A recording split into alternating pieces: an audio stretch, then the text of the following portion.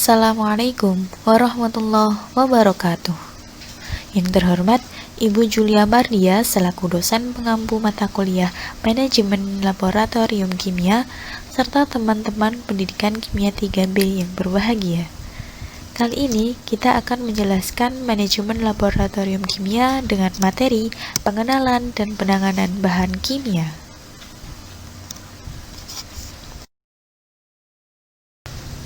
Untuk materi kali ini akan dijelaskan oleh 1. Siti Khairunisa dengan NIM 19080760025. 2. Mubtadiul Fauziah dengan NIM 19080760032. 3. Herwinda Beautika Azah dengan NIM 19080760034. Dalam pengenalan dan penanganan bahan kimia, ada beberapa pokok pembahasan yang akan kita bahas dalam video kali ini, yaitu apa saja sih sifat-sifat dari bahan kimia, kemudian bahan kimia yang tak tercampurkan. Dalam kehidupan sehari-hari maupun ketika berada di laboratorium, kita biasa menggunakan bahan kimia. Nah, bahan kimia itu mempunyai sifat atau karakter masing-masing, sehingga ada klasifikasi khusus bahwa bahan kimia tidak boleh dicampurkan sembarangan. Setelah itu, kita akan membahas tentang bahan kimia apa saja yang berbahaya bagi tubuh maupun bagi lingkungan. Selanjutnya, penting juga kita mengetahui tata cara penyimpanan bahan kimia agar tidak terjadi kecelakaan ketika berada di laboratorium. Kemudian ada bahan kimia dan cara penyimpanan di gudang laboratorium. Ini juga sangat penting di mana bahan kimia yang beragam sifatnya harus disimpan dengan baik-baik sesuai dengan sifat atau karakteristik. Karena jika penyimpanannya salah, bisa saja bahan kimia itu meledak ataupun terbakar. Kemudian ada tata cara penanganan limbah. Nah, setelah kita melakukan praktikum atau penelitian di laboratorium, tentunya akan menghasilkan limbah. Penting sekali kita mengetahui tata cara penanganan limbah agar tidak langsung kita buang ke lingkungan karena dapat menyebabkan kerusakan lingkungan. Yang terakhir, ada bahan kimia ramah lingkungan. Ada beberapa prinsip yang perlu kita ketahui agar bahan kimia yang biasa kita gunakan menjadi bahan yang ramah lingkungan, karena prinsip-prinsip tersebut telah kita terapkan sehingga pencemaran akibat limbah dapat dihindarkan. Yang pertama, saya akan menjelaskan tentang sifat-sifat bahan kimia. Sebelum kita mengetahui sifat-sifat dari bahan kimia, kita juga harus tahu bahan kimia berdasarkan penggunaannya itu dibagi menjadi dua, yaitu ada bahan umum dan bahan khusus. Bahan umum berarti bahan yang tidak membutuhkan perlakuan dan persyaratan khusus. Sebaliknya, bahan khusus membutuhkan perlakuan dan persyaratan khusus. Nah, kenapa bahan khusus harus diberi perlakuan khusus? Karena bahan khusus itu sendiri sifatnya mudah terbakar, bahan pengoksidasi, ada bahan yang mudah meledak, bahan radioaktif, bahan korosif dan bahan penyebab korosi, serta bahan yang beracun atau bahan toksik. Langsung saja mengenai sifat-sifat dari bahan kimia, ada bahan kimia yang mudah terbakar. Nah, bahan yang mudah terbakar dapat berwujud berupa gas, cairan, ataupun bahan padat. Contohnya adalah pelarut dan pereaksi organik seperti asetaldehid, asam asetat, aseton, dan sebagainya. Kemudian ada bahan anorganik seperti logam Al, Mg, Zn, dan lain-lainnya. Kemudian ada gas yang dapat mudah terbakar, yaitu seperti asetilen, metana, hidrogen, karbon monoksida, dan butana. Kemudian ada bahan pengoksidasi. Bahan pengoksidasi adalah bahan yang dapat menimbulkan reaksi eksternis yang sangat tinggi jika bahan ini kontak langsung dengan bahan lainnya, khususnya dengan bahan-bahan yang mudah terbakar. Contoh dari bahan yang termasuk dari bahan pengoksidasi adalah klorat, perklorat, bromat, peroksida, asam nitrat, kalium nitrat, kalium permanganat, bromin, klorin, fluorin, dan iodin. Kemudian ada bahan yang mudah meledak. Bahan yang mudah meledak biasanya diakibatkan karena bahan tersebut bereaksi dengan kondisi lingkungan atau penanganannya yang salah. Contoh bahan yang mudah meledak adalah asam perklorat atau HClO4. Asam perklorat berbahaya karena dapat menimbulkan ledakan jika ia kontak dengan bahan organik. Kemudian ada bahan radioaktif.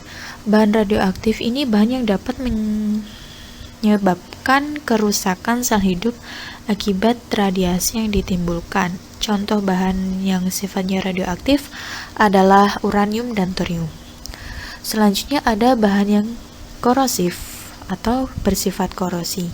Bahan ini merupakan salah satu bahan yang dapat merusak dan mengakibatkan cacat permanen pada jaringan yang terkena bahan ini. Contohnya seperti asam klorida, asam sulfat, dan natrium hidroksida dengan kadar lebih dari 2%. Yang terakhir ada bahan beracun. Demi keamanan bersama, sebaiknya kita menganggap semua bahan kimia itu beracun. Hal ini dilakukan untuk menghindari masuknya bahan-bahan kimia masuk ke dalam tubuh. Yang kedua, saya akan menjelaskan tentang bahan kimia tak tercampurkan. Artinya, ada klasifikasi khusus bahan kimia tidak boleh dicampurkan sembarangan. Hal ini demi menghindari kecelakaan laboratorium karena sifat-sifat dari bahan kimia ada yang mudah meledak, bersifat oksidasi, mudah terbakar, bersifat radioaktif, dan lain sebagainya. Maka penting sekali kita mengetahui bahan kimia apa saja yang tidak boleh dicampurkan.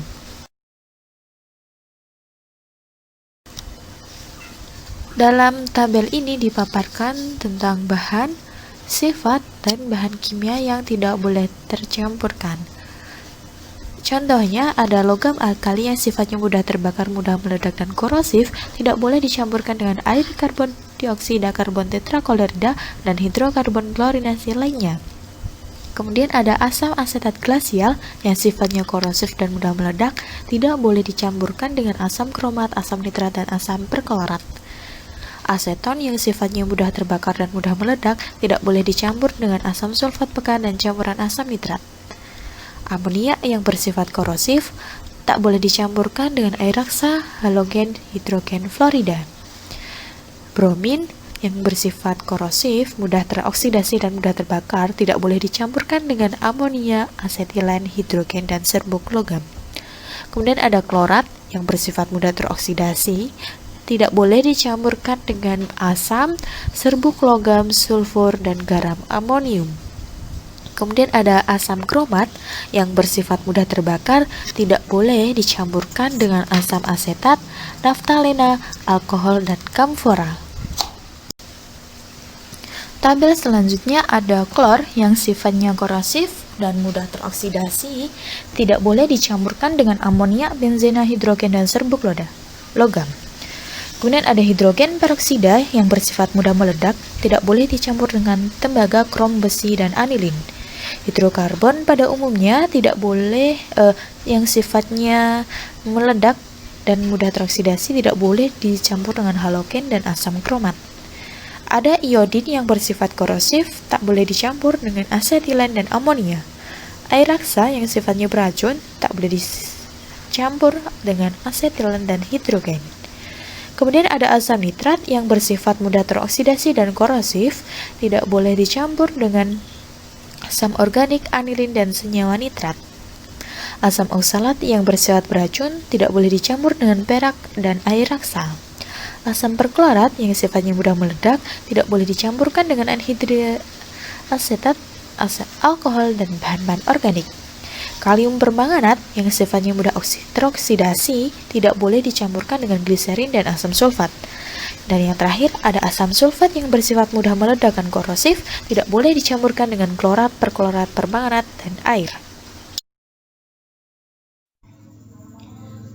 Selanjutnya itu saya akan menjelaskan bahan kimia berbahaya. Pada bahan kimia berbahaya ini ada 25 macam, yaitu nomor 1, itu namanya iritan. Lambangnya itu Xi, artinya bahan yang dapat menyebabkan iritasi, gatal-gatal, dan dapat menyebabkan luka bakar pada kulit. Tindakannya itu hindari kontak langsung dengan kulit, contohnya NaOH, C6H5OH, Cl2. Yang nomor 2 itu nama harmful.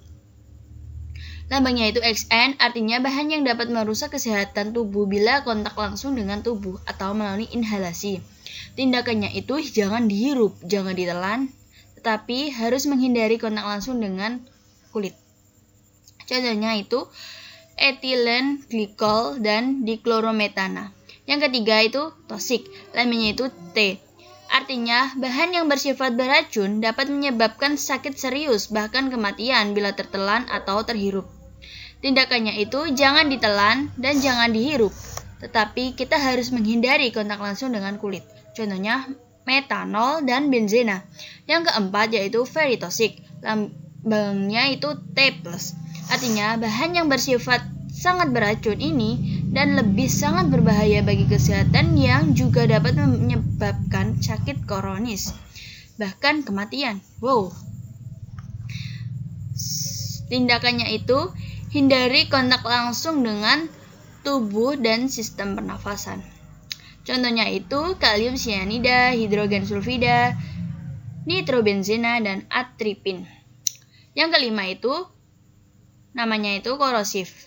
Lambangnya itu C, artinya bahan yang bersifat korosif dapat merusak jaringan hidup, dapat menyebabkan iritasi pada kulit, gatal-gatal, dan dapat membuat kulit mengelupas. Tindakannya itu hindari kontak langsung dengan kulit dan hindari dari benda-benda yang bersifat logam, contohnya HCl, H2SO4, NaOH. Yang keenam itu namanya flammable, artinya bahan kimia yang mempunyai titik nyala rendah, mudah terbakar dengan api bunsen, permukaan metal panas, atau loncatan bunga api. Tindakannya itu jauhkan dari benda-benda yang berpotensi mengeluarkan api. Contohnya itu minyak terpentin. Yang ketujuh itu namanya highly flammable, artinya mudah terbakar di bawah kondisi atmosferik biasa atau mempunyai titik nyala rendah. Bisa dikatakan suhunya itu di bawah dari 21 derajat Celcius dan mudah terbakar di bawah pengaruh kelembapan. Lambangnya itu F. Tindakannya itu hindari dari sumber api, api terbuka, dan loncatan api, serta hindari pengaruh pada kelembapan tertentu. Contohnya itu aseton dan logam natrium.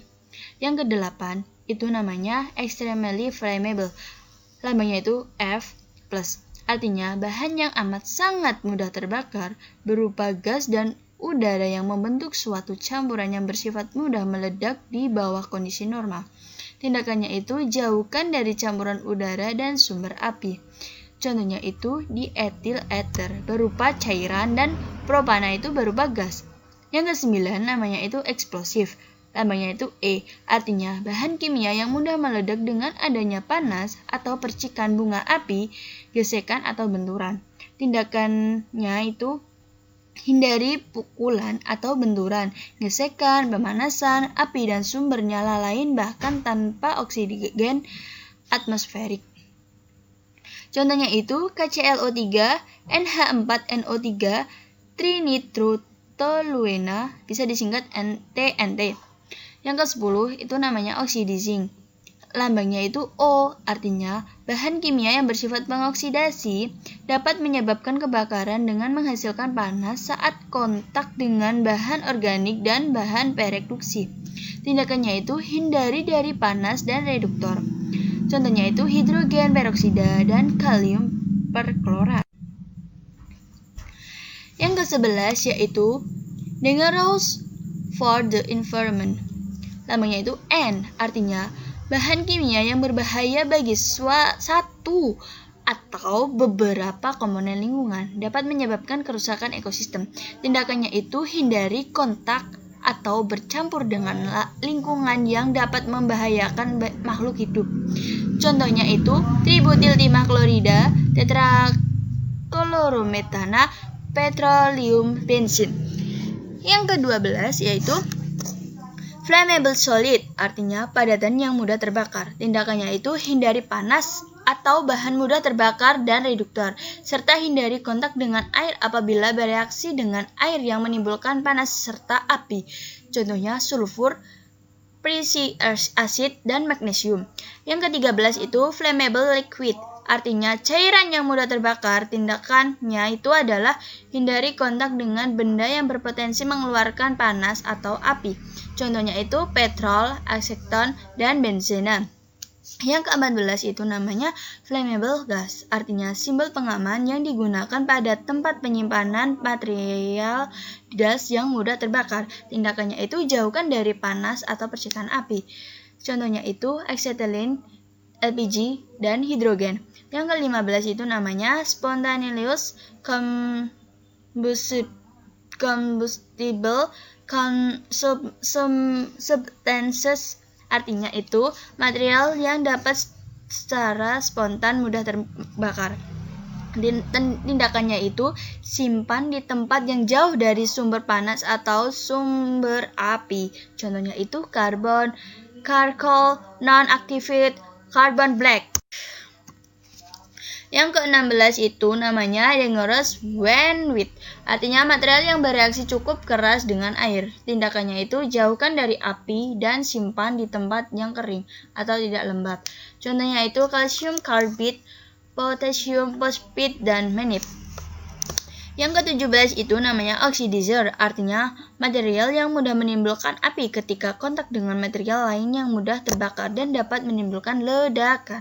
Contohnya itu kalsium hipoklorit, sodium peroksida, dan amonium dikromat.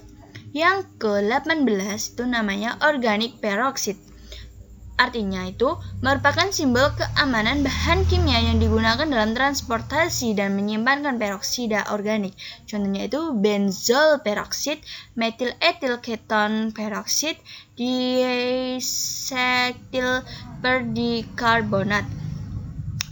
Yang ke-19 itu namanya non-flammable gas, artinya simbol pengaman yang digunakan pada transportasi dan penyimpanan material gas yang tidak mudah terbakar. Contohnya itu oksigen, nitrogen, dan helium.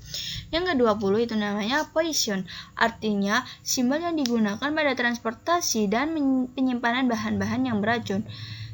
Itu juga belum tentu yang berupa gas. Contohnya itu cyanohydrin, kalsium cyanide, dan karbon tetrahydride.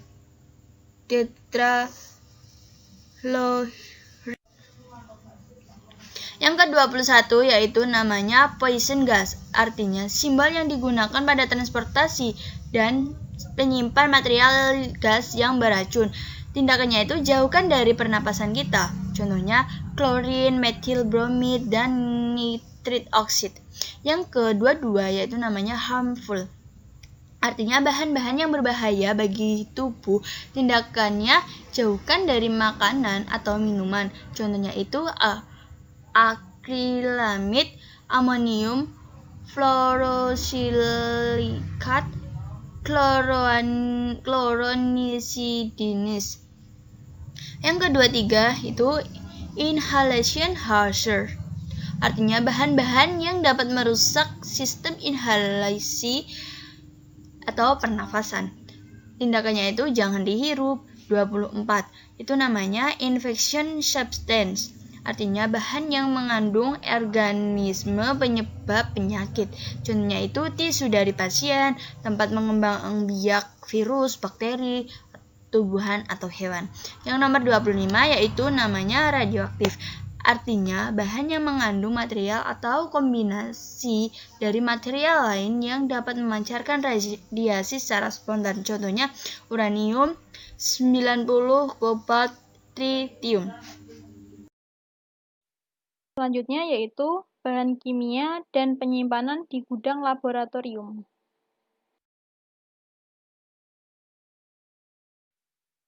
pertama yaitu penyimpanan dan penataan bahan kimia reaktif. Pertama, simpan bahan kimia berbentuk peroksida itu dalam botol tertutup rapat, tidak kontak dengan udara atau dalam wadah yang tidak terkena cahaya. Yang kedua, beri label pada wadah tentang tanggal diterima dan dibuka bahan tersebut.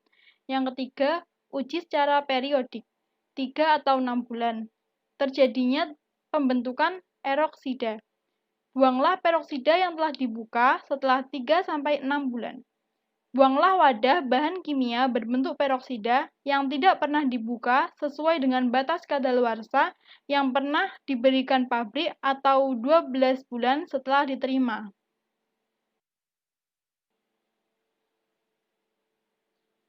Yang kedua yaitu penyimpanan dan penataan bahan kimia korosif. Yang pertama, pisahkan asam-asam dari basa dan logam aktif seperti natrium, kalium, kalsium, magnesium, dan lain-lain. Yang kedua, pisahkan asam-asam organik dari asam mineral dan asam mineral oksidator. Yang ketiga, penyimpanan asam organik biasanya dibolehkan dengan cairan flammable dan combustible. Yang keempat, pisahkan asam dari bahan kimia yang dapat menghasilkan gas toksik dan dapat menyala seperti natrium sianida, besi sulfida, dan kalsium karbida. Yang kelima yaitu gunakan wadah sekunder untuk menyimpan asam tersebut dan gunakan botol bawaannya ketika dipindahkan keluar lab. Yang keenam, simpan botol asam pada tempat dingin dan kering dan jauhkan dari sumber panas atau tidak terkena sinar matahari secara langsung. Yang ketujuh, simpan asam dengan botol besar pada kabinet atau lemari rak asam. Botol besar disimpan pada rak lebih bawah daripada botol yang lebih kecil. Yang kedelapan, simpan wadah asam pada wadah sekunder seperti bagi plastik untuk menghindari cairan yang tumpah atau bocor. Bagi plastik atau panci kue dari Pyrex sangat baik digunakan. Yang kesembilan, jauhkan asam oksidator seperti asam sulfat pekat dan asam nitrat dari bahan-bahan flammable dan combustible. Yang ketiga yaitu penyimpanan dan penataan bahan kimia flammable dan combustible. Yang pertama, cairan flammable 10 galon hingga 25 galon harus disimpan dalam wadah atau cans yang aman. 25 galon sampai 60 galon harus disimpan dalam kabinet. Wadah dari gelas jangan digunakan untuk menyimpan cairan flammable. Cairan flammable yang memerlukan kondisi dingin hanya disimpan pada kulkas yang bertuliskan lab safe atau flammable storage refrigerator. Jangan menyimpan cairan flammable dalam kulkas biasa. Yang keempat, jauhkan bahan flammable dari oksidator. Yang kelima, hindari penyimpanan cairan flammable dari panas, sengatan matahari langsung, sumber nyala atau api. Selanjutnya yang keempat yaitu penyimpanan dan penataan bahan kimia oksidator, misalnya kalium permanganat, feriklorida, natrium nitrat, hidrogen peroksida. Jangan menyimpan pada wadah atau tempat yang terbuat dari kayu, juga jangan berdekatan dengan bahan lain yang mudah terbakar. Simpan pada tempat dingin dan kering. Yang kelima yaitu penyimpanan dan penataan bahan kimia beracun atau toksik. Bahan kimia ini terdiri dari bahan beracun tinggi dan sebagai bahan kimia karsinogen. Tulisi wadah bahan kimia ini dengan kata bahan beracun. Simpan di dalam wadah yang tidak mudah pecah dan tertutup rapat. Yang keenam yaitu penyimpanan dan penataan bahan kimia sensitif cahaya. Beberapa contoh senyawa sensitif cahaya diantaranya adalah brom, garam merkuri, kalium ferrosianida, natrium iodida. Simpan bahan sensitif cahaya ini dalam botol berwarna coklat atau amber botol Apabila botol penyimpanan bahan kimia ini harus dibungkus dengan foil atau kertas perak atau timah, maka tuliskan label pada bagian luar botol tersebut. Yang ketujuh yaitu penyimpanan dan penataan bahan kimia radioaktif. Bahan tersebut dapat diadakan di suatu laboratorium jika mendapat izin dari Departemen Kesehatan khususnya pada bagian radiasi. Bahan radioaktif harus disimpan di suatu tempat yang terawasi dan terjaga keamanannya dari kehilangan oleh orang yang tidak bertanggung jawab. Pada tempat penyimpanan harus dituliskan kata hati-hati bahan radioaktif atau caution radioactive material. Selanjutnya yaitu penanganan limbah laboratorium.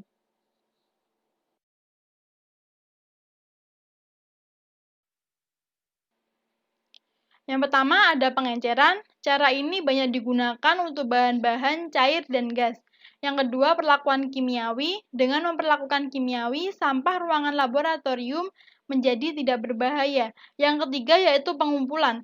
Sampah padat selalu dibuang setelah dikumpulkan terlebih dahulu. Yang keempat, penguburan. Bahan-bahan seperti binatang dan sejenisnya dibuang dengan cara dikubur dalam sebuah lubang ya dengan ukuran yang memadai. Yang kelima, pembakaran. Sampah kayu dan bahan lain yang dapat terbakar akan aman jika dibakar. Yang keenam, gas-gas tidak berbahaya dilepaskan ke atmosfer melalui lemari uap. Pembahasan yang selanjutnya yaitu mengenai bahan kimia ramah lingkungan. Hampir semua bahan kimia bersifat berbahaya dan beracun, di mana sifatnya tersebut sudah tercantum pada label botolnya. Untuk menghindari dampak yang ditimbulkan dari penggunaan bahan kimia tersebut, perlu adanya green chemistry. Green chemistry adalah suatu metode baru untuk mengurangi bahaya bahan kimia di samping memproduksi produk dengan cara yang lebih efisien dan lebih hemat. Ada 12 prinsip bahan kimia ramah lingkungan menurut Paul Anastas dan John Warner. Yang pertama, cegah limbah. Kedua, rancang bahan kimia dan produk yang lebih aman. Yang ketiga, rancang sintetis bahan kimia yang tidak terlalu berbahaya. Yang keempat, gunakan bahan mentah yang dapat diperbarui. Yang kelima, gunakan katalis. Yang keenam, hindari derivatif kimia. Yang ketujuh, mekanisme ekonomi atom. Yang kedelapan, gunakan pelarut dan kondisi reaksi yang lebih aman. Yang kesembilan, tingkatan efisiensi tinggi. Yang kesepuluh, rancang bahan kimia dan produk agar terurai setelah digunakan. Yang ke-11, analisis langsung dalam waktu nyata untuk menghindari polusi. Yang ke-12, batasi potensi terjadinya kecelakaan.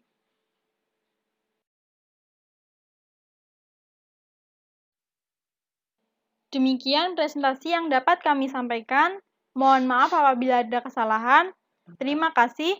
Wassalamualaikum warahmatullahi wabarakatuh.